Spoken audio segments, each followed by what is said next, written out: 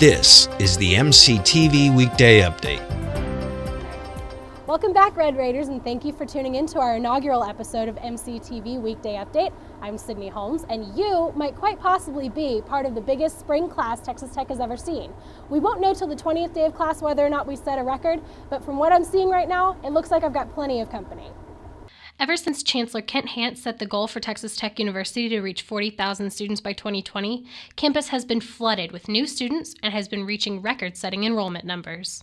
Fall enrollment climbed from 31,637 students in the fall of 2010 up to 32,467 in the fall of 2012. For those of you who aren't so good at math, that's a total increase of 830 students over the span of 2 years. We won't know if Tech set a record for the spring until a few weeks into the semester, but if the past is any indicator, we'll be well on our way to those 40,000 students. Getting your books taken care of without breaking the bank can be really tough, but thankfully, bookkeeper extraordinaire Summer Chandler has plenty of options for students. Intimacy and terror? How'd they get my autobiography in here?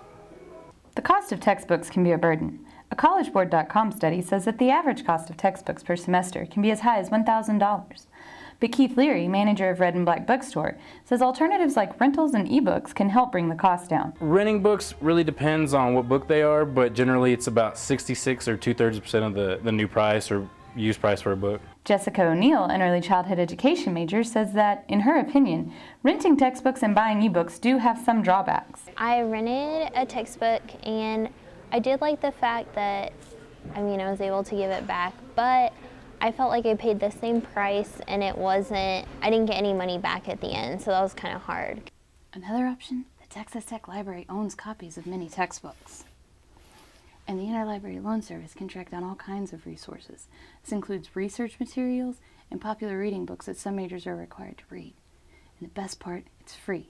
But remember, shh, it's a library. Connie Kitten, who handles day-to-day operations of the Document Delivery and Interlibrary Loan Service, says that the service can track almost anything down. Articles, they include books, music scores, maps. We even have a Braille map in our office right now, which is really cool. And the service is pretty fast.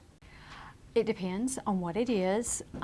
Articles, usually we have those within 24 hours, 48 hours. Books can take longer because they have to be shipped. It can be very quick though. If we're getting from our partners who are committed to shipping quickly. For this week's RaiderCast, I'm Summer Chandler.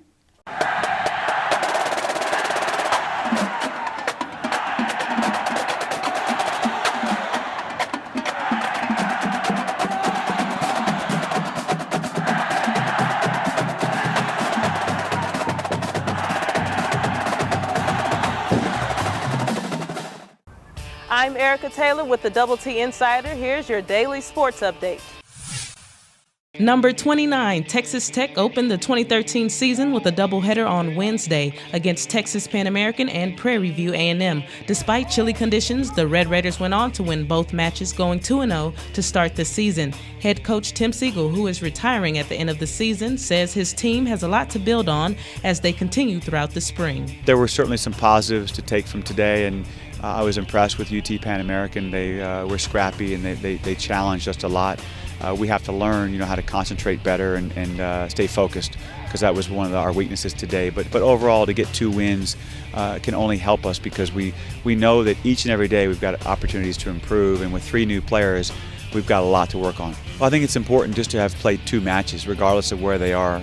We know that Rice and Mississippi State's a top 20 team, so those 2 teams are going to be great test for us, and then we go to California to play even tougher teams. So from here on out, the players understand the schedule gets tougher, but I know this, that we will improve from day to day, week to week, and month to month. We've got a lot of tennis left, and as long as the players are as focused as that they need to be, then we're going to improve. On the hardwood, Texas Tech women's basketball closed out their two-game road stint with a 66-59 win against the Texas Longhorns. Last night marked the first win in Austin for the Lady Raiders since 2006. Texas Tech is now 3-2 in Big 12 play. And on the men's side, the Red Raiders dropped their first Big 12 conference game on the road against Oklahoma 81-63. Texas Tech is now 1-3 in Big 12 play and will look to snap their three-game losing streak on the road against Oklahoma State on Saturday. This has been your Double T Insider Daily Sports Update. I'm your host, Erica Taylor. Thanks everyone for tuning in to today's edition of the MCTV Weekday Update. I'm Sydney Holmes.